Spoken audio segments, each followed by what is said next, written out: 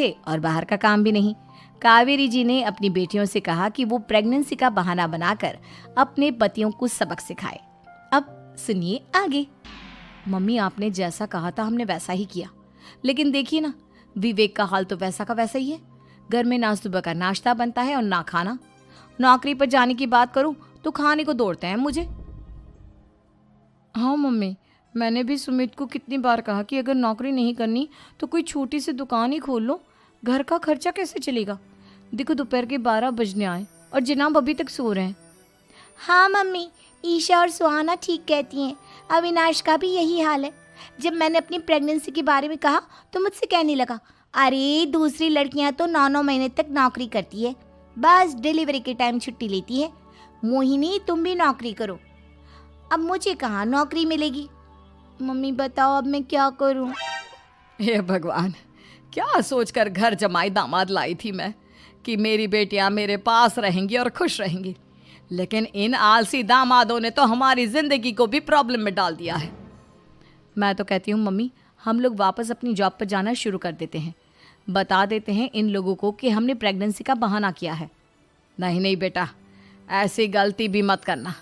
अगर तुमने ऐसा किया तो इन तीनों की आदत और ख़राब हो जाएगी। अरे आज नहीं तो कल कभी तो तुम प्रेग्नेंट होगी, तब वापस यही प्रॉब्लम आएगी। तब क्या करोगी तुम तीनों। हाँ मम्मी, आपकी बात तो बिल्कुल सही है।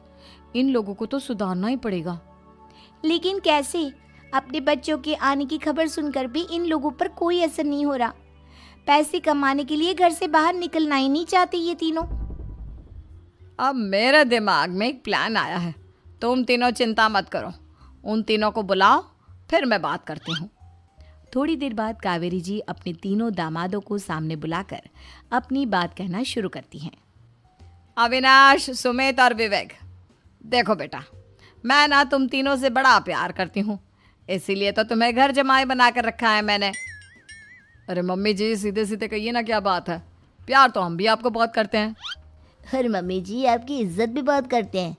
अरे भाई, आपके जैसी सास और कमाने वाली बीवी सबको मिलती है क्या? हाँ मम्मी, विवेक और सुमित ठीक कह रहे हैं। आपकी बेटी से शादी करके मेरी तो ज़िंदगी ही अच्छी हो गई है। जानती हूँ मैं, और ये भी जानती हूँ कि तुम तीनों अपने अपनी बीवियों से बहुत प्यार करते हो।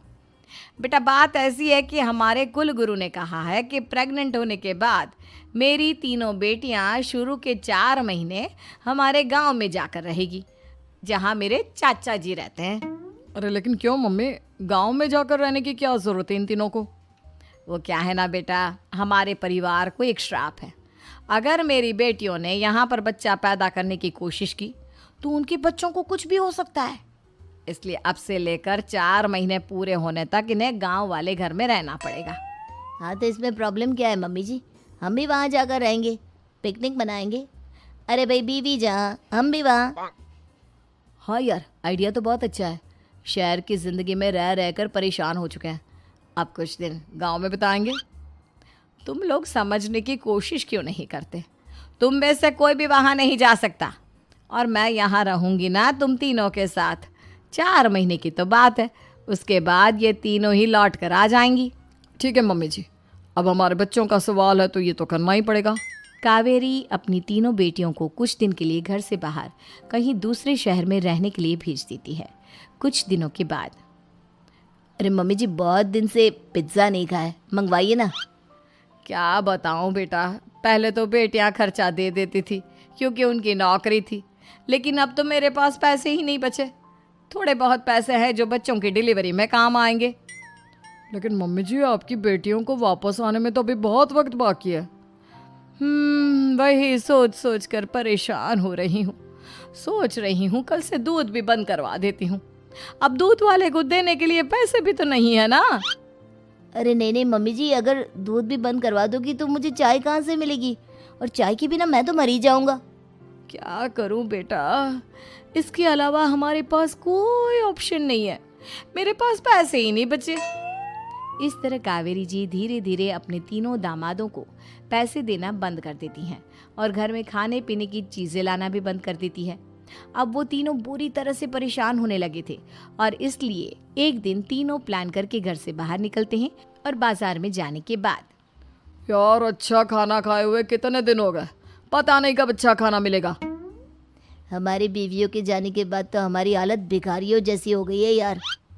कुछ भी हो, मुझे तो आज पिज्ज़ा खाना ही खाना है। जेब में 1 रुपया नहीं है और पिज्ज़ा खाएगा, कहाँ से आएंगे पैसे? अरे देख वहाँ सामने बोर्ड पर क्या लिखा हुआ है, कंप्यूटर पर काम करने के लिए एक आदमी की आवश्यकता है।